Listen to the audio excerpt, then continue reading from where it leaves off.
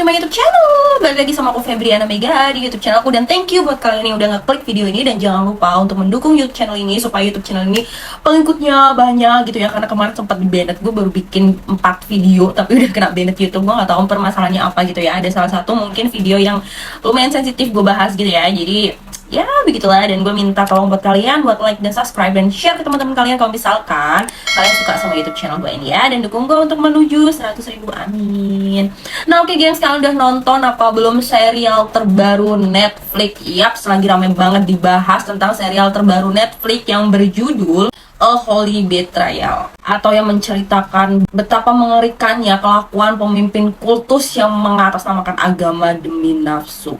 Nah, film dokumenter In the Name of God, A Holy Betrayal resmi rilis pada tanggal 3 Maret 2023 di Netflix. Film garapan Cho Seung Yoon ini menceritakan kisah nyata tentang sekte sesat atau kultus di Korea Selatan. Ini buat kalian penggemar film-film Korea Selatan, kalian wajib sih nonton ini. Tapi buat kalian yang belum nonton ini mungkin sedikit akan spoiler ya. Jadi kalau misalkan kalian penasaran sama ceritanya, kalian bisa langsung nonton aja ke Netflix. Sorry gengs, ini video tidak di-endorse oleh Netflix. Tapi kalau misalkan Netflix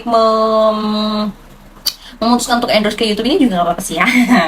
Mimpi adalah kunci. Nah, baru beberapa hari rilis, film ini langsung menduduki peringkat ke-6 top 10 TV show di Netflix Indonesia per hari Senin atau tanggal 6 Maret 2023 lalu.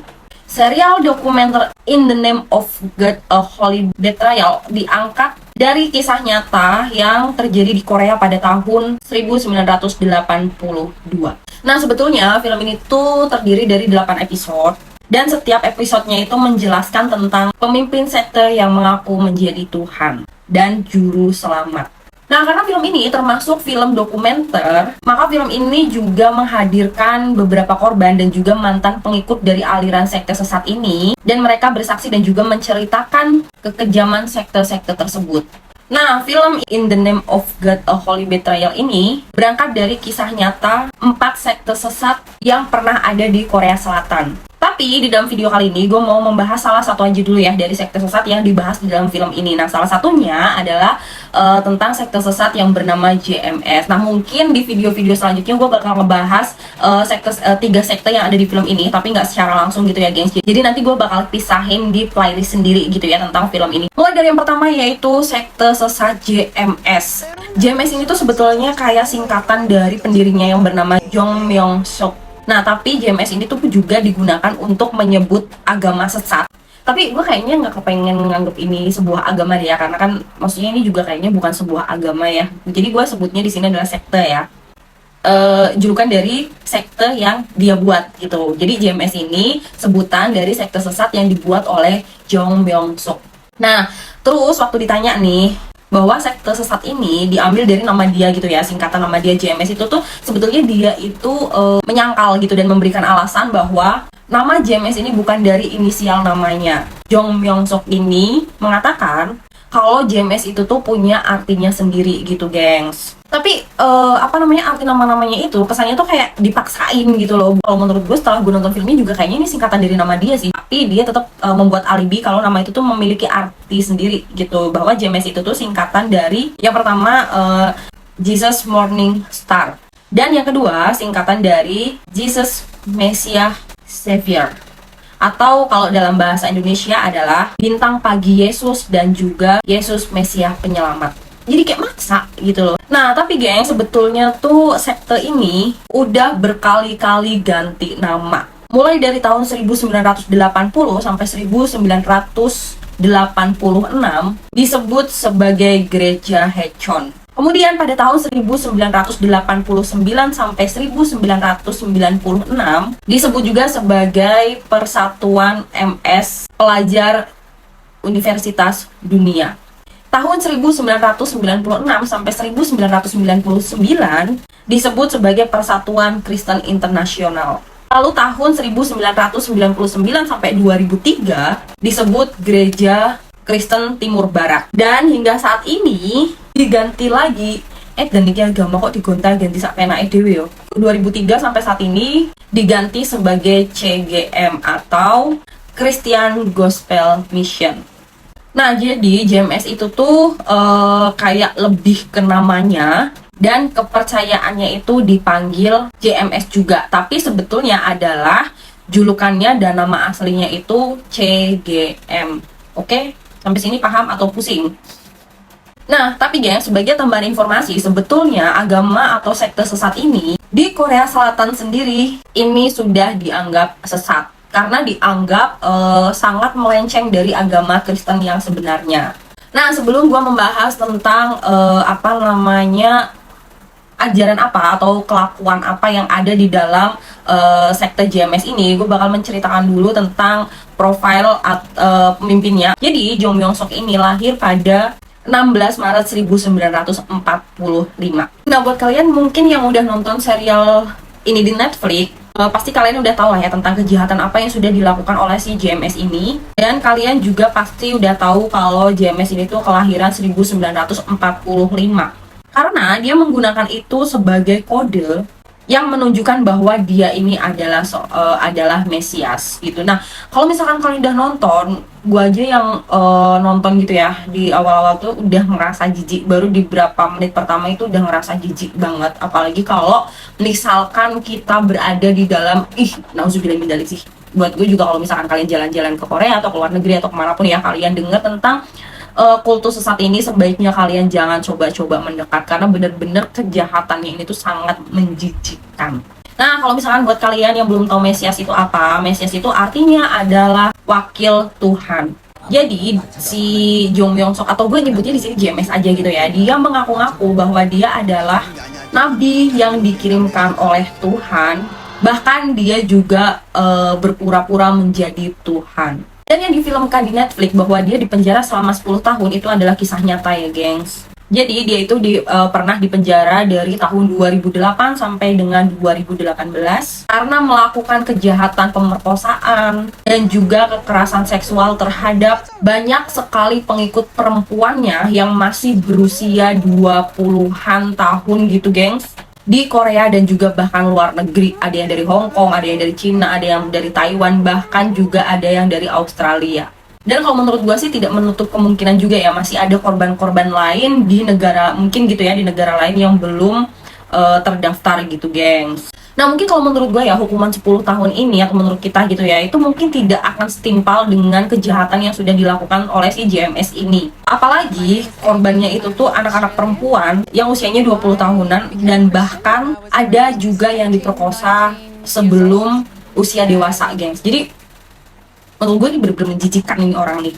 Kenapa gue juga dari tadi tuh bilang ini sangat menjijikan gitu ya. Kalian nyoba deh nonton filmnya tuh, banyak banget kalimat-kalimat di sana yang dia itu menggunakan atas nama Tuhan untuk melakukan kekerasan seksual atau pelecehan seksual terhadap pengikut-pengikut wanitanya, gengs. Dan gak cuma itu juga sih, sebetulnya dia dihukum 10 tahun penjara juga ada kejahatan-kejahatan yang lain gitu ya. Tapi yang memang paling kontroversi itu adalah kejahatan seksualnya dia terhadap pengikut-pengikut perempuannya itu, gengs. Nah, sejak awal diungkapkan bahwa kelompok yang diincar oleh JMS ini itu tuh bukan abal-abal gitu loh, gengs, karena yang diincar sama mereka itu para mahasiswa dari universitas-universitas bergengsi, termasuk dari universitas top di Korea.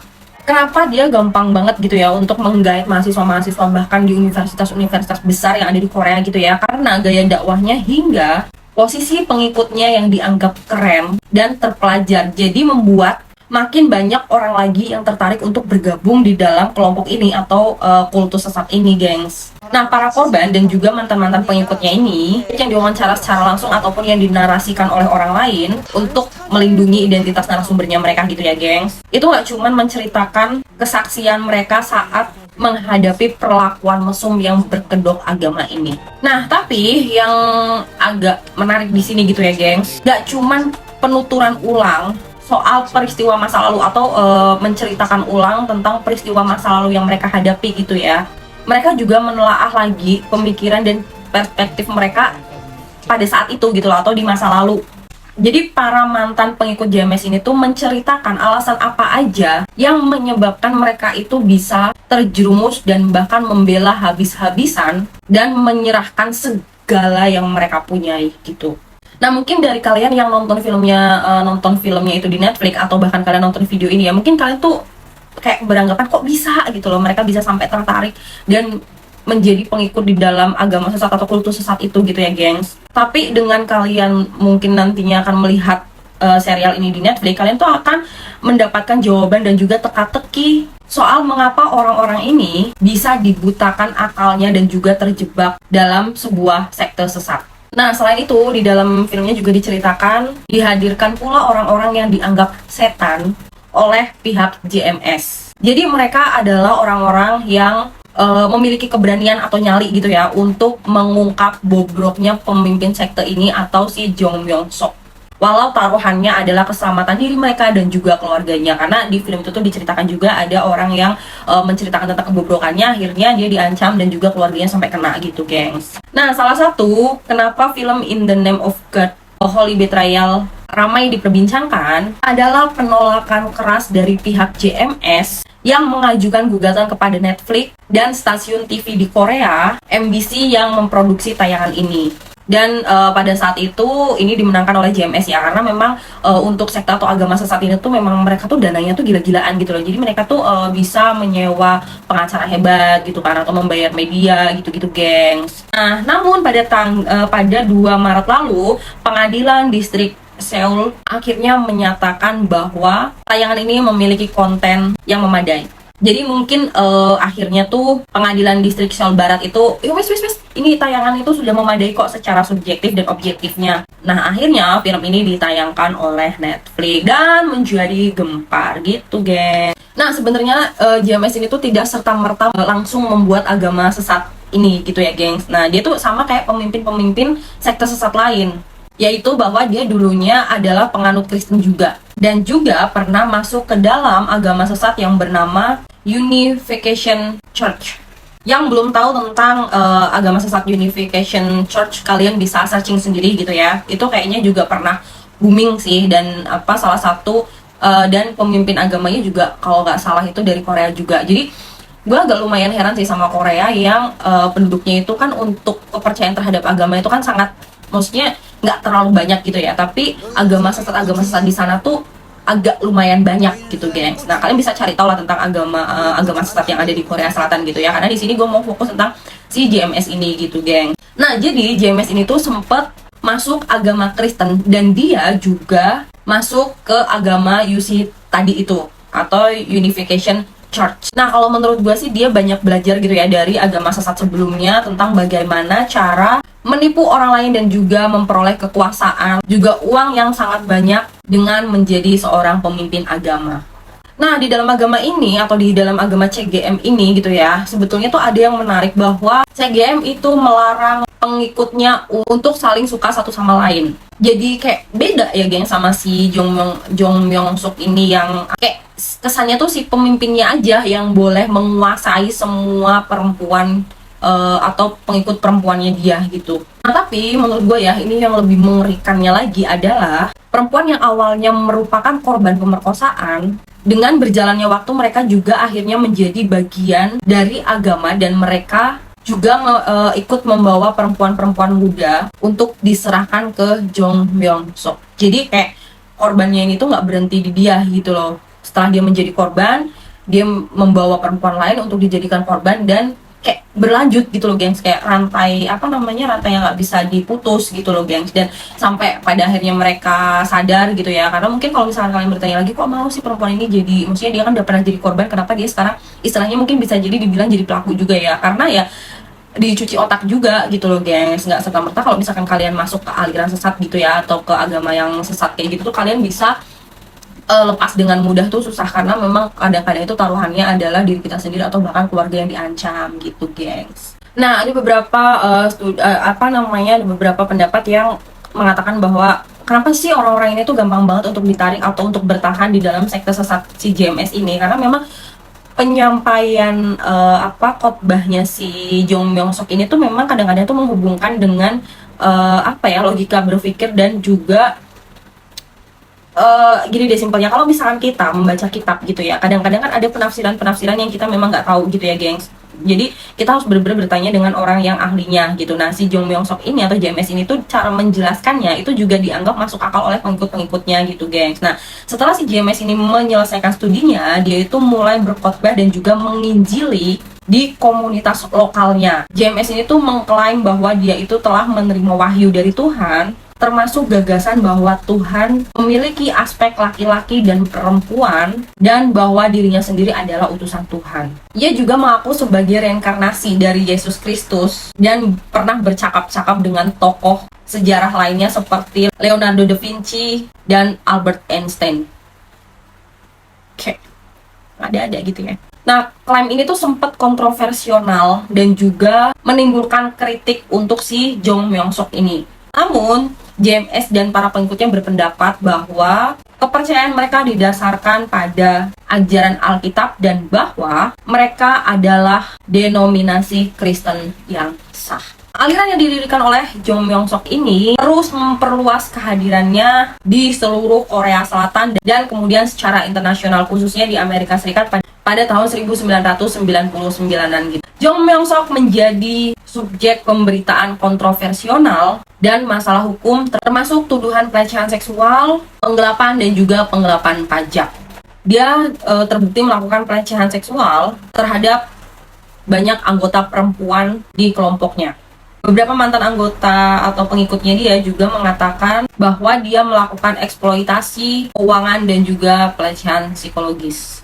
Dia sempat mengajukan banding atas putusan tersebut, tapi banding tersebut jelas ditolak dan dia menjalani hukuman penjara. Kayak yang awal gue bilang bahwa dia penjara selama 10 tahun gitu ya, gengs. Nah, dia dibebaskan pada tahun 2018 kayak yang udah gue sebutin di video awal tadi setelah menjalani hukuman 10 tahun penjara. Tapi aliran ini atau sekte ini tuh terus menerbitkan khotbah dari Jong Myung Sok secara online dan juga memberikan konseling melalui telepon dan mengadakan acara di luar negeri untuk pengikut-pengikut mereka. Nah, jadi buat kalian tuh kalau misalkan kalian penasaran gitu ya sama filmnya gitu, kalian juga harus menyiapkan mental kalian supaya tidak terganggu, karena menurut gue tuh ini tuh kayak filmnya tuh ngeri gitu ya. Dan di dalam serial ini juga dihadirkan tentang sekte agama yang melakukan bunuh diri massal gitu ya, tapi itu akan gue bahas di video selanjutnya. Intinya kalau misalkan kalian penasaran dengan kenapa sih orang-orang itu bisa diajakin masuk ke sekte sesat ini, atau misalkan kalian penasaran dengan kejahatan-kejahatan apa saja yang dilakukan oleh si Jong Myung Sok ini, silahkan kan langsung tonton aja film atau serialnya di Netflix gitu ya, guys. Daripada nanti gue bahas secara detail di sini jatuhnya nanti jadi spoiler. Oke, guys, thank you buat kalian yang udah nonton video gue. Jangan lupa buat like dan subscribe, dan kalian juga bisa berikan dukungan dengan cara nyalakan notifikasi kalian supaya setiap aku upload video kalian akan mendapatkan notifikasinya.